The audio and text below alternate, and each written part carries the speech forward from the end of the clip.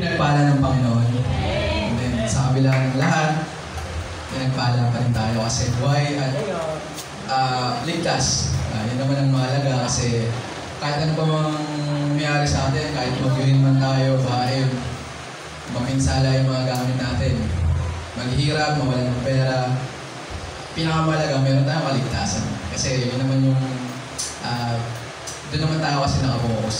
So, kahit na ano mangyari, meron tayong peace of mind, meron tayong galak sa puso, at kahit na marami tayong nakikita, nai-scroll sa social media yung mga napinsala talaga. May binaha, may mga nawalan ng buhay, at may mga nawalan ng gamit. Tayo naman ay hindi na-apektuhan ng mga yun kasi sigurado ang kaligtasan natin sa Panginoon Jesus. Amen po ba? Amen. Yun, patuloy nating namnamin yung kaligtasan natin sa patuloy nating pag-aaral sa Biblia, sa salita ng ating Diyos. Kaya inanayahan ko po, Sister Abigail, na buksan ay napangunahan tayo sa pagbasa ng salita ng Panginoon. At buksan ang ating mga Bible sa unang Timoteo chapter 6 verse 12. Sige, tayo po yun. Tayo tumayo.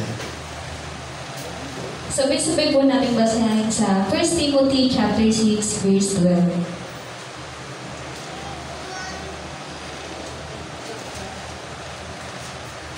Ipaglaban mo ng mabuti ang pananampalataya. Panghawakan mo ang buhay na walang hanggan. Dahil dyan ka tinawag ng Diyos na ipahayag mo sa harap ng maraming saksi ang iyong pananalig kay Kristo. Amen. Manatili tayo nakatayo at tayo kumalangan sa ating Diyos.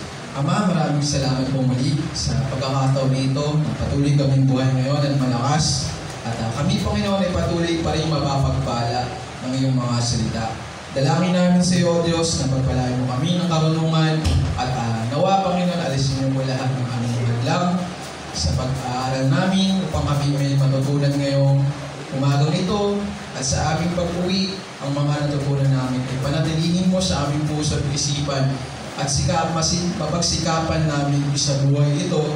Tulungan niyo kami lagi at gabayan, Panginoon. Maraming salamat po. Ito po ang aming dalangin sa pangalan ni Jesus. Amen. Palapakan natin ang ating Panginoon Diyos.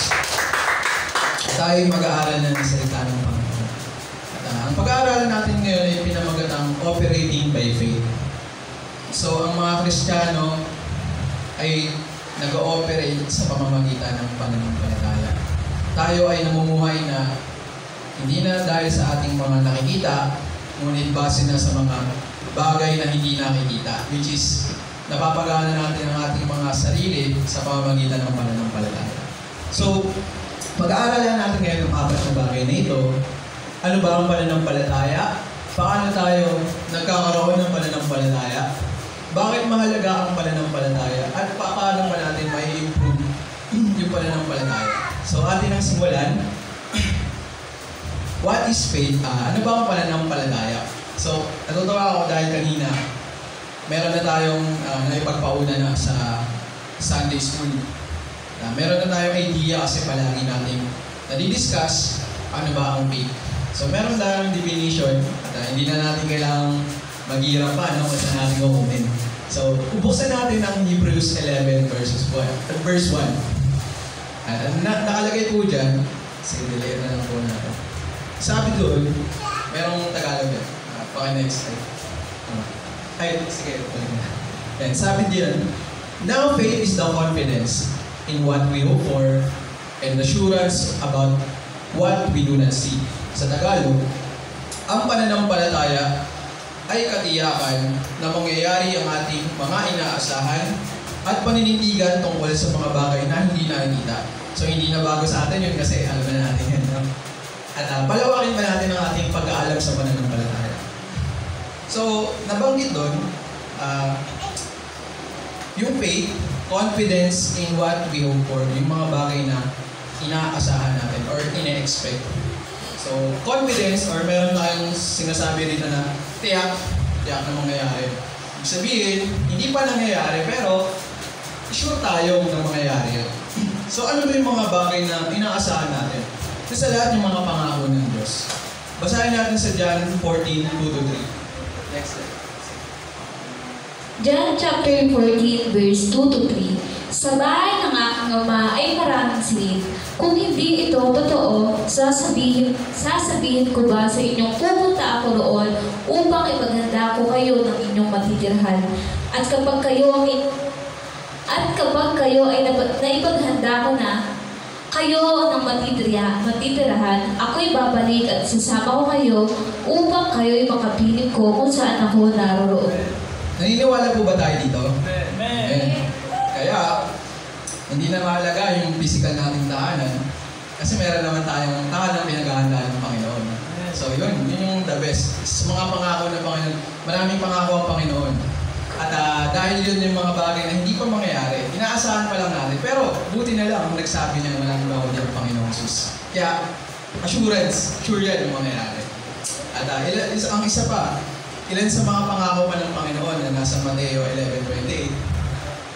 Matthew chapter 11, verse 28. Lumapit kayo sa akin, kayong lahat na nahihirapan at nabibigat ang lubha sa inyong pasanin at kayo'y bibigyan ko ng kahingahan. Amen. Amen. At isa rin sa pangako ng Panginoon, kapag tayo nahihirapan, meron tayong Diyos na malalapitan. At pwede pala natin ibigay sa Kanya yung mga hirap na pinagdaraanan natin. At umasa tayo na papasanin niya lahat ng at bibigyan niya tayo ng kapahingahan. At syempre, pinaka-fulfillment talaga niyan, wala nang iba kundi sa langit. Talagang walang hanggang kapahingahan yung nasa langit. Wala na tayong iintindi pa rin. Kaya, palagi natin asahan yun at huwag natin wawalayin sa ating isipan. Kasi once na nawawala sa ating isipan, darating na yung mga pangamba, darating na yung mga negatibo na sa ating pag-iisip. Pero kung yun yung papairalin natin, malamang siguro, punong-puno tayo ng peace of mind at meron tayong kagalakan sa puso. At balik natin sa slide. Yan. Isa pa sa mga things na ating inaasahan or ina-expect, yung mga prophecy na matutupad. Sabi sa John 14:29, sabi sa John 14:29, sinasabi ko na ito sa inyo bago pa mangyari, upang kung mangyari na ay sumampalataya kayo sa akin. So, may mga bagay na ngayon na pinaprophecy ng Panginoon na nangyayari na. Basahin pa natin sa Matthew 24, verse 3-14. Hindi yan 114. 3-14. Mateo chapter 24, verse 3-14. Noong si Jesus ay nasa bundok ng mga olibo, habang siya'y nakaupo roon, palihim siyang tinanong ng kanyang mga alagad, kailan po ba mangyayari ang mga sinabi ninyo? Ano po ang magiging palatandaan ng inyong huling pagparito at ang katapusan ng mundo? Sumagot si Jesus, mag-ingat kayo upang hindi kayo maligaw ni naman. Maraming paparito sa pangalan ko at magpapanggap na sila ay Kristo at marami silang maililigaw. Makakarinig kayo ng mga labanan at makakabalita ng mga digmaan sa iba't ibang dako. Ngunit huwag kayong mababahala dahil talagang mangyayari ang mga iyan, bagamat hindi pa iyon ang katapusan ng mundo. Maglaban-laban ng mga bansa at gayon din ng mga kaharian. Magkakaroon ng tagutong at lilindol sa maraming lugar. Ang lahat ng mga ito ay pasimula pa lamang ng mga paghihirap na tulad sa isang babaeng nanganganak. Sa mga panahong iyon, kapopuotan kayong lahat dahil sa inyong pagsunod sa akin. Isasakdal kayo upang pahirapan at patayin. At dahil dito, marami ang tatalikod sa kanilang pananampalataya. Mapupuot sila, magtataksil sa isa't isa. Marami ang magpapanggap na propeta at ililigaw ang mga tao. Ang kasamaang lalaganap, kaya't manlalamig ang pag-ibig ng marami. Ngunit ang mananatiling tapat hanggang wakas ang siyang maliligtas. Ipapangaral sa buong sanlibutan ang magandang balita tungkol sa paghahari ng Diyos upang ang lahat ng bansa ay makarinig nito. At kung maganap na ito, darating na ang katapusan. Amen. Ayan, amen. At yun, marami na po ang mga nabanggit kanina na natutupad na. Kaya kapag sa pagkakataon na nangyayari yung mga to, digmaan, may lindol, marami nang nagbabackslide, marami na rin mga bulaang propeta, marami ng mga katuroang nagliligaw ang tao. Sa atin naman, hindi na dapat bago yun kasi biblical, mangyayari talaga yun. At kapag nangyayari yun, hindi para maalarma tayo, hindi para mangamba, kundi para magkaroon ng lakas ng loob, magkaroon ng katatagan. Kasi nangyayari yung mga sinulat ng Bible. Ibig sabihin, totoo ang Biblia. Hindi naman talaga natin nakita ng harapan si Jesus. Maging yung mga apostol, hindi natin sila nakasama ng literal. Pero buti na lang, sabi sa John 14 kanina, kapag ka nangyari na yung mga bagay na ito, makakaasa kayo, di ba? Na magkakaroon tayo ng, oo nga, tiwala sa ating sa salita ng Panginoon. Kasi ilang libong taon nang lumipas, pero yung mga nangyayari ngayon, nagaganap. So, di ba, totoo talaga ng salita ng Diyos. Kaya, talagang manampalataya tayo na totoo at talagang mangyayari ng mga sinabi ng Panginoon sa ating buhay. Next naman, ano ba, pangalawa pala, kanina kasi sabi sa faith, now faith is the confidence of what we hope for. Doon naman tayo sa and assurance about what we do not see. Madali lang yan. Ano ba yung mga hindi natin nakikita na ating pinaniniwalaan? Una sa lahat yung Diyos. Sabi sa John 4:24, ang Diyos ay Espiritu at ang mga sumasamba sa Kanya ay dapat yung sambahin sa Espiritu at sa katotohanan. So alam natin yun, no? Ang Diyos ay Espiritu, ibig sabihin hindi nakikita. At magmula sa mga hindi nakikita, lumitaw ang universe, lumitaw tayo.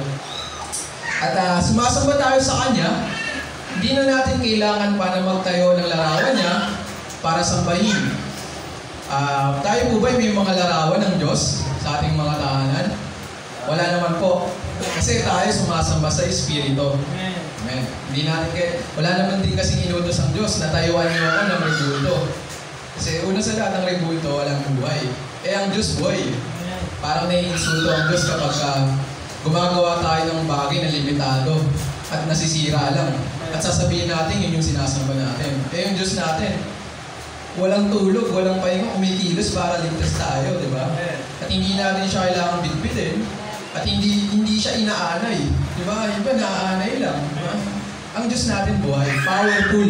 Tapos i-contain lang natin sa isang material. Diba? Parang contradicting at insulting sa ating Diyos. Huwag nating mamalitin ng Panginoon. Baka nalalapastangan pa natin siya kung gagawin natin yun. Kaya ang Diyos, we worship Him, Spirit and truth. Amen po ba? Amen. Isa pa, basahin natin yung Romans 1:20. Romans chapter 1 verse 20. Mula pa nang likhain ng Diyos ang sanlibutan, ang kanyang likas na hindi nakikita, ang kanyang kapangyarihang walang hanggan, at ang kanyang pagka-Diyos ay maliwanag na inihayag ng kanyang mga ginawa. Kaya't wala na silang maidadahilan pa. Amen. Talagang nakikita natin, lalo na kapag si Jesus Christ nagpaparabol, nagpapaliwanag ng talinhaga, ikinokonekta niya yung mga bagay na nilikha niya sa mensahe niya. Diba? Kapag sinasabi ng Diyos, ang kaharian ng langit ay katulad ng ng talinhaga sa ubasan, at marami pang example ng Panginoon, diba? Basahin na lang po natin. Pero, ang mahalaga doon, nalaman natin, alam ng Diyos yung nilikha niya. Kaya alam niya kung paano i-connecta yung nilikha niya sa mensahe niya. Diba? Kaya yun talagang, makakaasa tayo, Diyos talaga ang may likha ng lahat. Yung bagay. Yung ngunit, yung daigdig, tayo, sa Diyos nagmula, hindi sa wala. No? At isa pang mga pinaniniwalaan natin, mga heavenly things. No? Sa Colossians 3, 1-2, sabi rito, yamang binuhay kayong muli, nakasama ni Kristo. Ituon ninyo ang inyong pag-iisip sa mga bagay na nasa langit na kinaroroonan ni Kristo, na nakaupo sa kanan ng Diyos. Ang mga bagay na panlangit ang isa-isip ninyo, hindi ang mga bagay na panlupa, sapagkat namatay na kayo at ang inyong buhay ay nakatago sa Diyos kasama ni Kristo. At katulad po nun, kapag pinaniwalaan natin yun, yung tayo na'y binuhay muli ni Kristo, at yung buhay natin ay nakatago na sa Diyos. At yun yung makakamta natin, yung buhay na walang hanggan. At doon tayo titira. So, ang mga panlupa na to, yung mga nakikita natin, is worthless. Kagaya ng mga konklusyon ni Solomon, ni Pablo, na wala nang kabuluhan, no? Ang mga bagay na narito. Kasi nag-i-invest na tayo para sa pang-eternal or pang-walang hanggan. Na makakamtan natin talaga na tunay pagkakalob sa atin ng Panginoon sa Kristo. Kaya na pinaniniwalaan at sinasampalatayanan ng dapat natin. So, paano ba ang tao nagkakaroon ng pananampalataya? Una sa lahat, pakikinig. Sa pakikinig. Buksan natin sa Romans 10:17. Mga taga-Roma, chapter 10, verse 17. Kaya ang pananampalataya ay bunga ng pakikinig, at ang pakikinig naman ay bunga ng pangaral tungkol kay Kristo. Amen. Kaya po tayo, nagkaroon tayo ng faith kay Jesus kasi mayroon po nagsabi sa atin. May napag-communicate po sa atin. Kaya ang mahalaga ngayon, para hindi ba magkaroon ng pananampalataya, kailangan na lang mapakinggan kung sino si Jesus Christ. Ang problema ngayon, natatabunan yung mensahe ng Panginoon. Yung mensahe ng kaligtasan, yung meron pala sanang buhay na walang hanggan, meron palang buhay na ibibigay ng Diyos na libre, na hindi mo na kailangan pagtrabahuan. Hindi mo na pala kailangan mag-alala sa buhay mo kasi may pinaprepare ang Diyos na tirahan mo, magandang buhay, at walang hanggang buhay na yun. Nga lang, hindi yun nalalaman ng maraming tao kasi nahadlangan ng maraming bagay na ginagawa ng ating kaaway. Pero tayo, salamat sa Diyos, nagkaroon tayo ng pananampalataya dahil meron tayong napakinggan. Siyempre, napakinggan natin si Jesus sa kanyang salita, ang mga apostol, at hanggang ngayon, napapakinabangan natin yung mga sinulat nila. Salamat sa Diyos sa pagpe-preserve ng Bible. Ilang libong taon na nakalipas, ngunit meron tayong Biblia na pinangahawakan. At sa pamamagitan ng Bible, ikaroon tayo ng pananampalataya. Kaya yun yung mahalaga. At pangalawa naman, kanina, nabanggit na yung Romans 20. Nagkakaroon tayo ng pananampalataya pag tinignan natin, kahit na walang nangaral. Magkakaroon ng tao ng kaisipan na saan ba nanggaling ang lahat. Kasi basa ulit ng Romans 1:20. Mga taga-Roma, chapter 1, verse 20.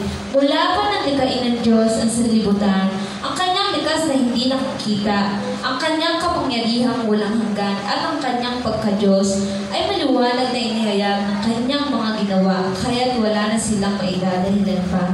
Amen. Yan. Kaya, kung hindi mo na ipangaral sa iba, ang Diyos na ang bahala sa kanila.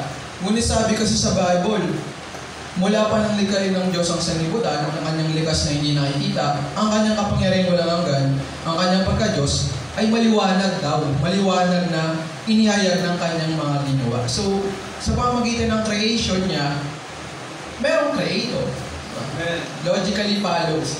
Kung meron kang nakita isang painting, malamang merong painter. Pag may nakita kang building, automatic may builder, may gumawa. Nakita mo yung universe. Ano ba yung pag-aalam mo sa universe? Paano ba nag-ooperate ang universe? Diba merong mga sinusunod na batas? Meron ng gravity. Meron ng mga iba't ibang mathematical na computation. Inaaral natin yan kahit elementary. Meron sa environment, merong mutualism na paano napapakinabangan ng carbon dioxide. Paano napapakinabangan ng puno ang carbon dioxide natin, di ba? Yung hininga natin na nilalabas, carbon dioxide. Hinihigop ngayon ng puno. Tapos, binabalik niya oxygen. Hinihigop natin. O, ibig sabihin, nag-ooperate.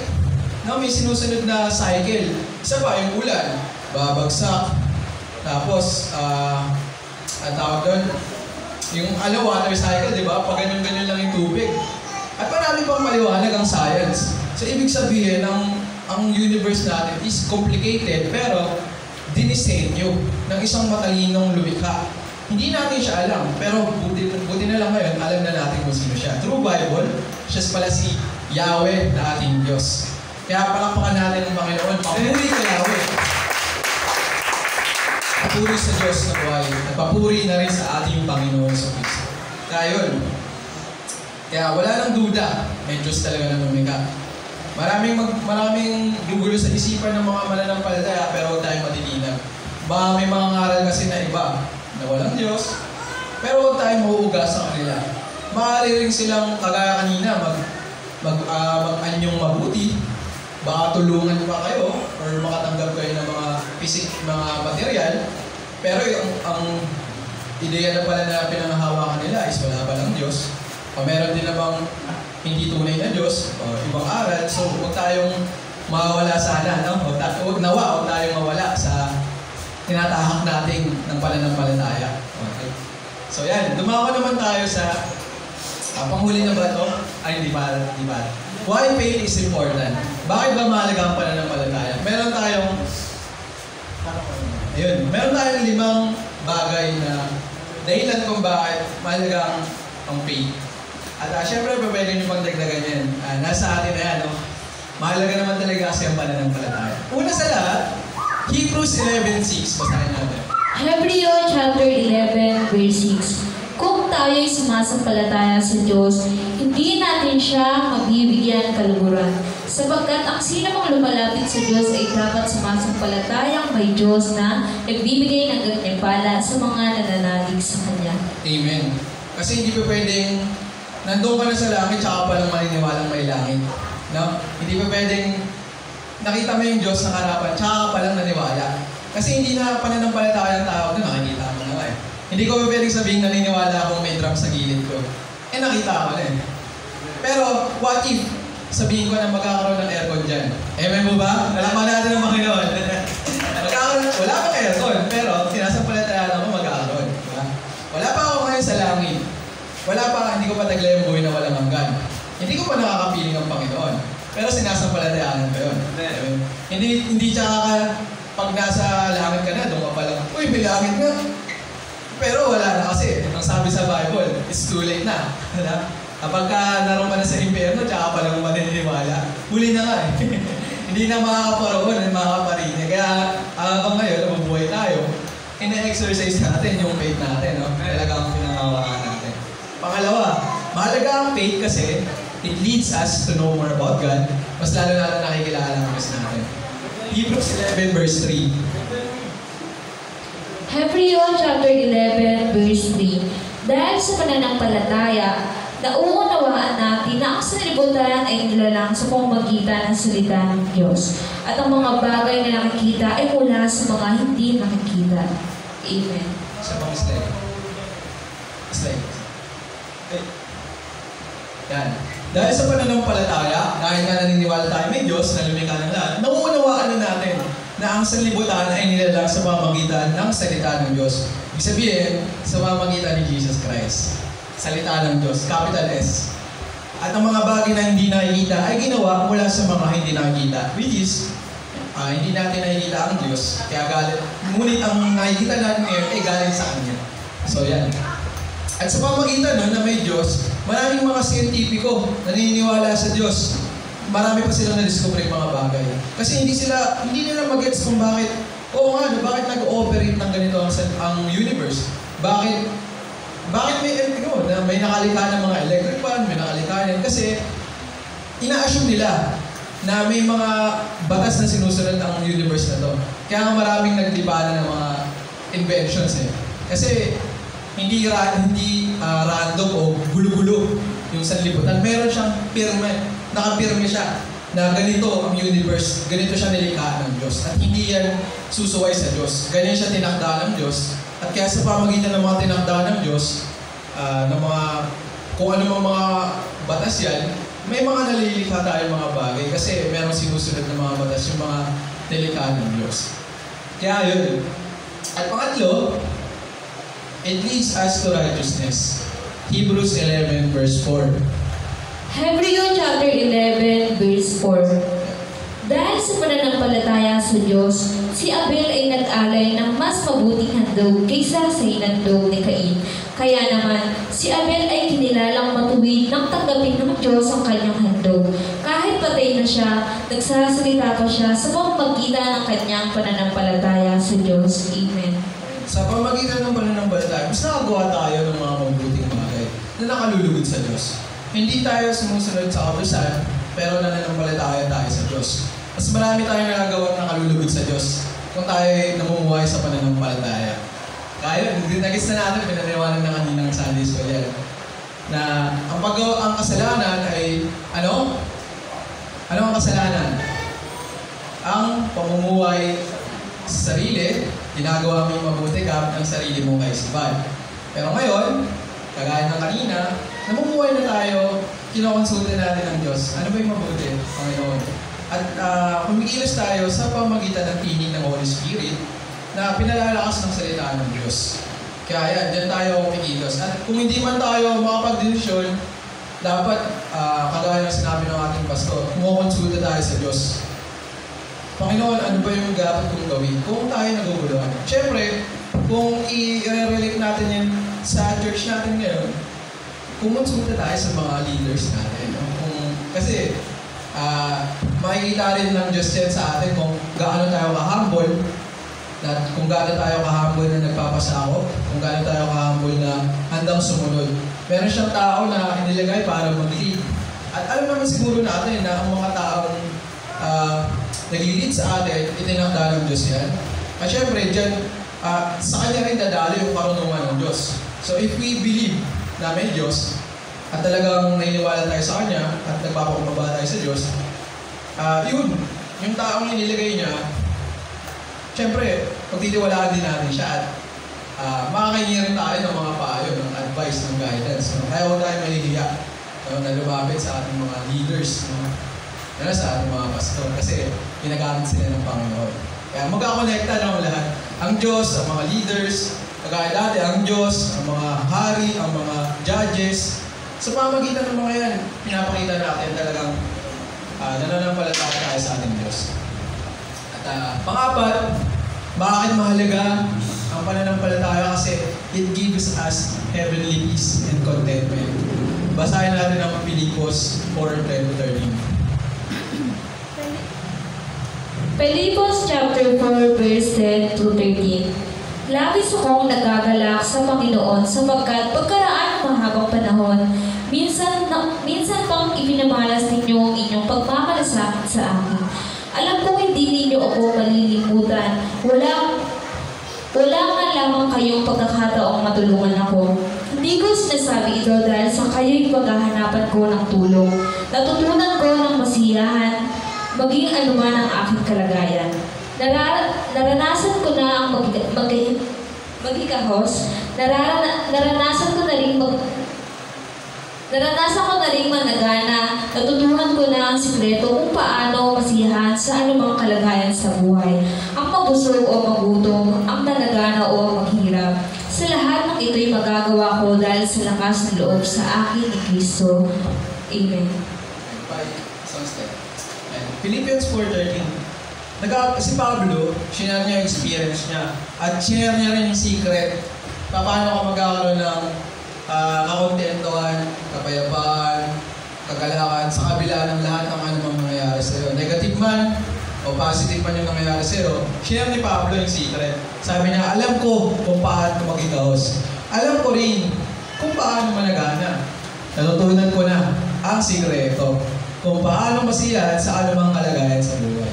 Kaya kung anumang malagay man tayo sa panganib, malagay man tayo sa kahirapan, o malagay man tayo sa kasaganaan, malagay man tayo sa kakulangan, o malagay man tayo sa kasapatan, kung tayo man ay naghihirap, tayo man ay malakas, o kung tayo man ay may sakit, kung tayo man ay nalulungkot, o kung tayo man ay nasisiyahan,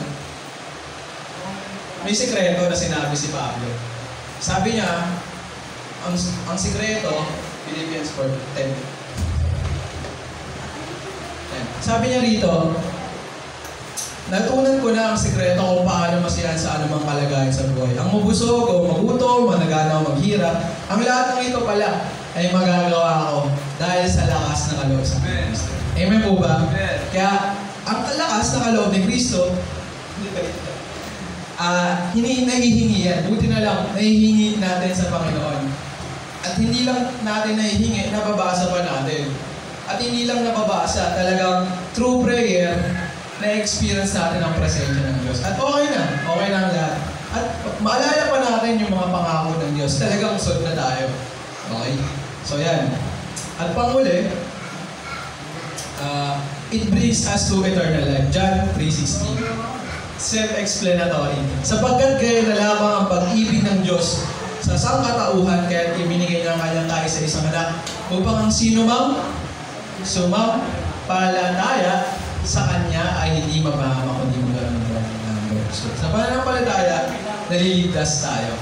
Purihin ang Panginoon. At ang huli, paano natin mai-improve pa yung pananampalataya natin?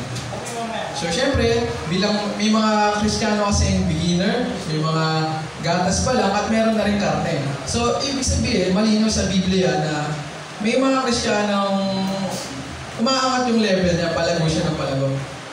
Ibig sabihin, na-improve. No? Na-improve tayo. Hindi tayo pagka-bautismo agad sa atin, uy, ako na pinamagaling sa lahat. Hindi agad ganun. May proseso pala. Pero paano tayo may-improve sa ating pananampalataya? Obvious. Basahin natin malagi ang Bible natin. Joshua 1:8. Huwag mong kaliligtaang basahin ang lahat ng kautusan. Pagbulay-bulayin mo iyon, araw at gabi, upang matupad mo ang lahat na nakasaad doon. Sa ganoon, magiging masagana at matagumpay ang pamumuhay. Para maging masagana at matagumpay ang pamumuhay natin, huwag pala natin dapat kalimutan magbasa ng ating mga Bible.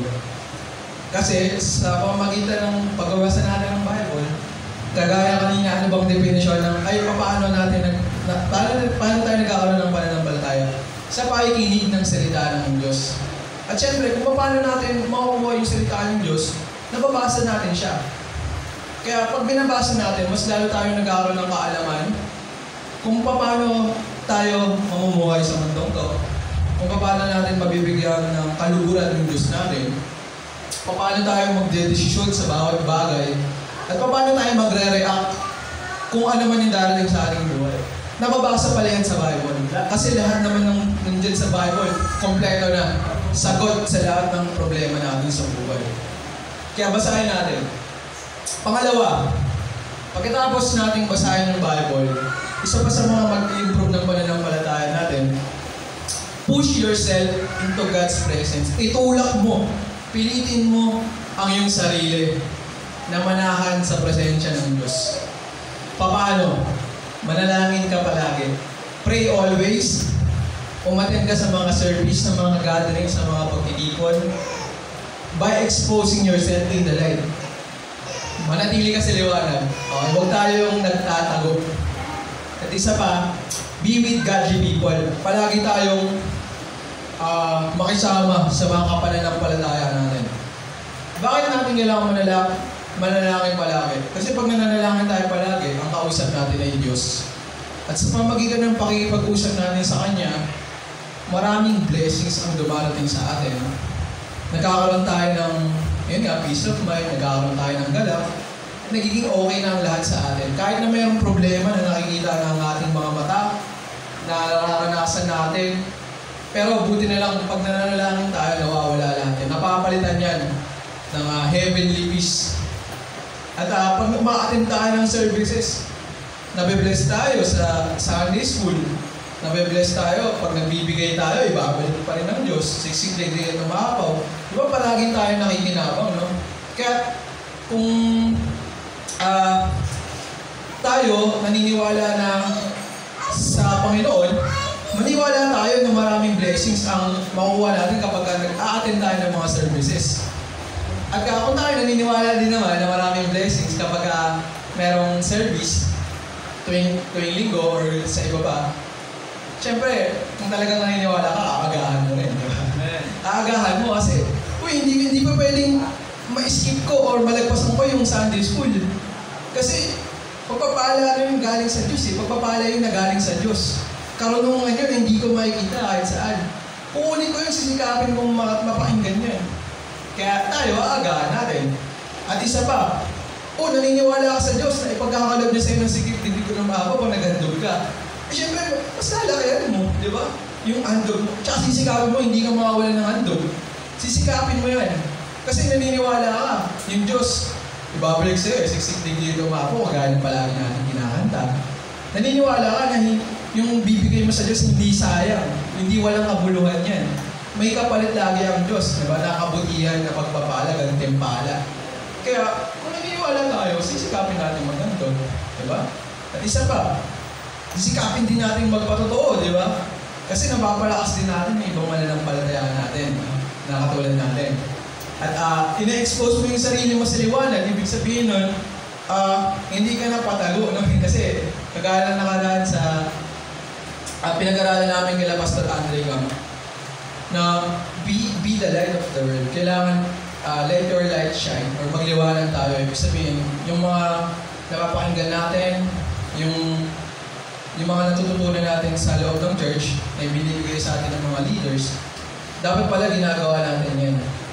Para makita ng iba na kumikilos ang Diyos sa buhay natin. At tayo rin naman, kasi kapag pinabayaan lang natin, pinalabas lang natin sa kabilang tengan. Or, kung nilabas lang natin yung Holy Spirit, yung natutunan natin ngayon, pinapagawa na ng Holy Spirit ngayon at paglabas natin ng church. Kasi hindi natin pinakinggan. Diba? Lalabas natin yung Holy Spirit yan. Pero kung tayo, namumuhay sa liwanag, pinapakinggan natin yung Holy Spirit, hindi na i-improve yung pananampalataya natin. Diba? At kung tayo palagi, kasama natin mga kawalan ng palataya, hindi mga unbeliever. Siyempre, mas lalo tayong lalakas. Kagaya ngayon, walang magtatangka sa ating gawa ng masamang bagay kung kasama natin yung mga pananampalataya natin. Walang magtatangka din may pag-isisa. Walang magtatangka mamura. Diba? Hindi tayo makakaisip ng mga masamang bagay kasi nagkakaisa tayo na purihin at sambahin ng Diyos. Nagkakaisa tayong makinig at matuto. At nagkakaisa tayong mamuhay ng may pagsisisi, repentance. Nagkasama-sama tayo para sariwain yung lakas na yun. Diba? Para ma-motivate natin yung isa't isa kasi pag uwi natin, nag-iwalay tayo ng landas kasi umuwi tayo sa kanya-kanya nating bahay.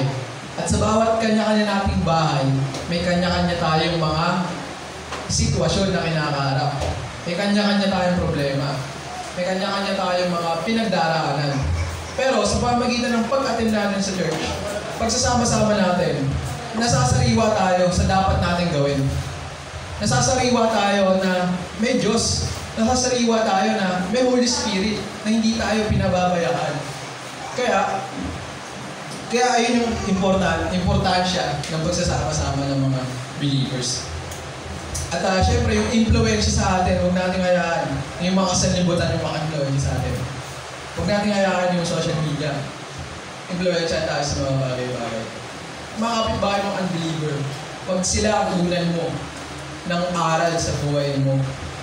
Huwag yung mundo ang kuhanan natin ng impormasyon kung paano tayo mamumuhay. Kasi ang nakakalungkot,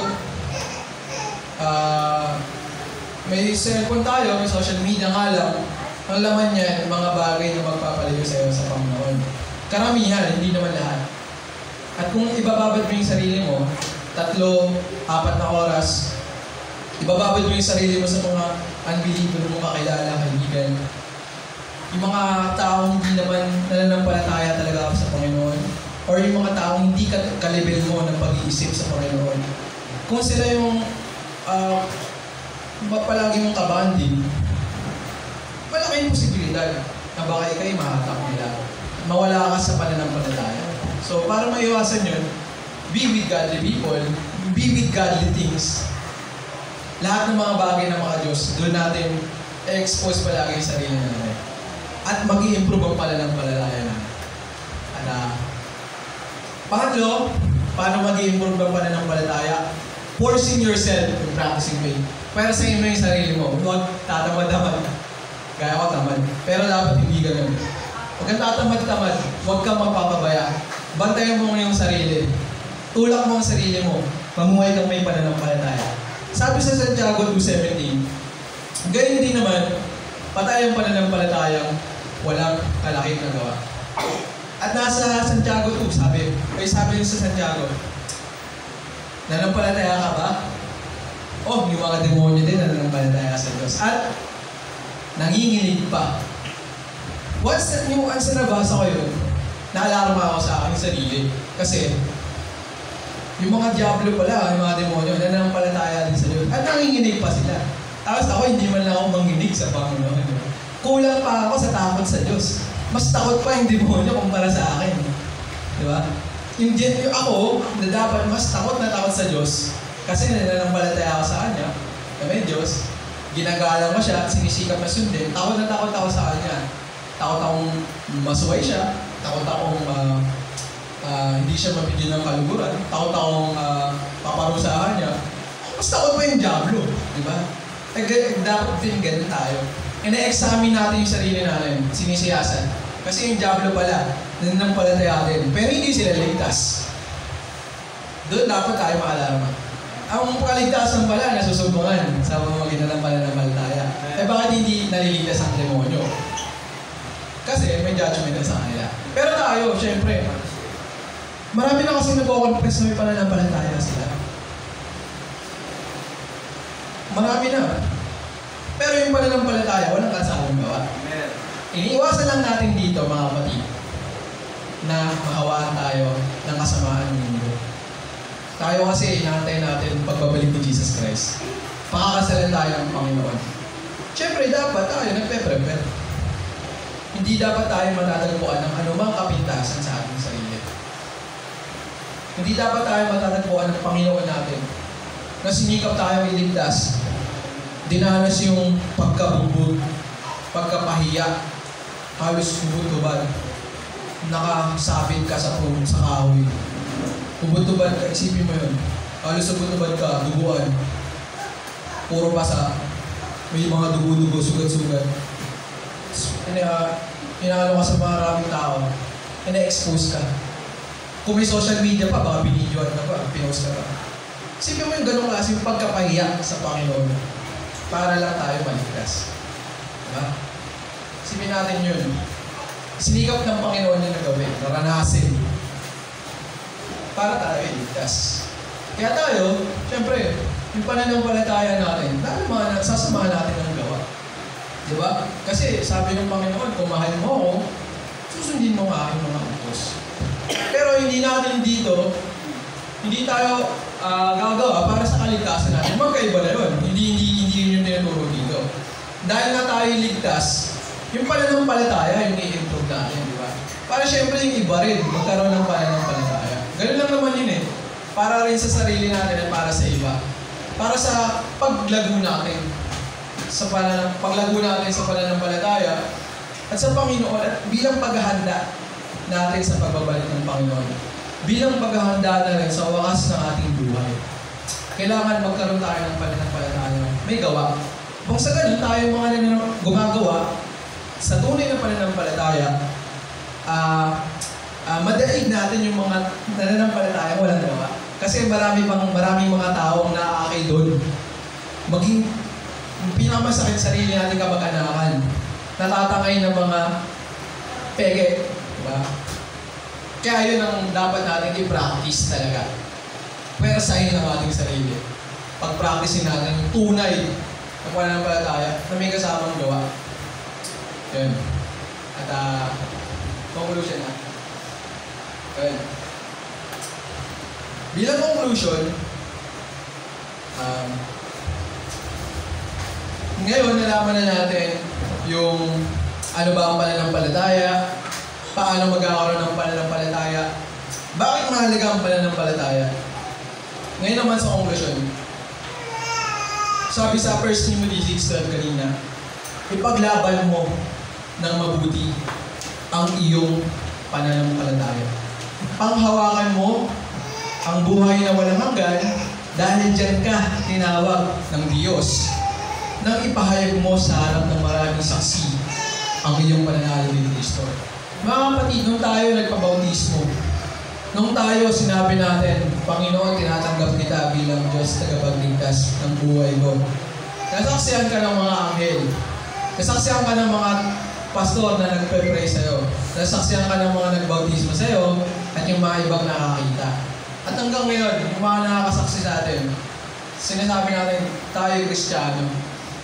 Kaya, ngayong naniniwala tayo na tayo Kristiyano, sabi sa atin, ipaglaban. At ang ipaglaban ay salitang kilos. Isalita siya na action word. Katulad din ng pag-ibig. At ang pananampalataya pala, ipinaglalaban. Hindi parang pinapabayaan or pababayaang mabulok. Ipinaglalaban pala yan. At pinangahawakan. Panghawakan mo ang buhay na walang ganun. Panghawakan. Hindi yung kapit na madaling makabitaw. Bagos, sigpatan natin ang ating paghawak sa ating buhay na walang ganun.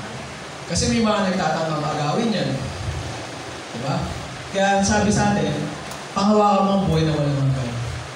Dahil, dyan ka tinawag ng Diyos, at ipahayag mo sa maraming saksi ang iyong pananalig ni Kristo. Paalala lang sa atin ng Panginoon, kasi last days na nangyayari na yung mga propesya ng Panginoon. Kaya dapat, ina-action na natin yun. Kumbaga parang hindi tayo dapat tangayin ng mga nangyayari ngayon sa sanlibutan. Bagkus, dapat tayo nakapirme sa pananampalataya. Nakapirme tayo kay Jesus Christ. Kaya yun lang ang mensahe ng Panginoon. Palakpakan natin ang ating dahilang Diyos na buhay. Tunay na napakabuti ng Panginoon na tayo sumandaling panalangin. Ama, muli maraming salamat po sa oras na ito. Kami napaalalahan patungkol sa pananampalataya. Kung paano namin mapagsikapan ng palalimin pa yung pananampalataya, patibayin ang pagkakilala namin sa inyo. Tulungan mo kami, O Diyos, na kumilos sa pananampalataya at hindi sa aming sariling pag-iisip, hindi sa aming sariling pag-desisyon. Tulungan mo kaming laging manalangin. Huwag kaming tamarin na manalangin. Kumonsulta sa iyo, maging sa mga tao. Kumonsulta kami sa mga taong pinili mo na nag-lead sa amin, kumuna sa amin, gumagabay. Tulungan mo kami, Panginoon, na huwag din mawala yung mga napapag-aralan namin na napakaganda, tunay na kayamanan. Yung mga salita mo. Tulungan mo kami ngayon i-apply ito sa aming buhay. At huwag na mawala sa aming puso at isipan. At hanggang sa dulo ng aming buhay, panghawakan namin yung mga salita mo. Tulungan mo kami, O Diyos, hindi namin kaya mamuhay sa aming sarili. Ngunit kakayanin namin kung ikaw ay kasama namin. At kami nagpapakumbaba at may takot at paggalang sa inyo, Panginoon. Kaya maraming salamat po Diyos. Purihin ka. Ito po ang aming sama dalangin sa pangalan ni Jesus. Amen. Praise God. Palakpakan natin ang Panginoon.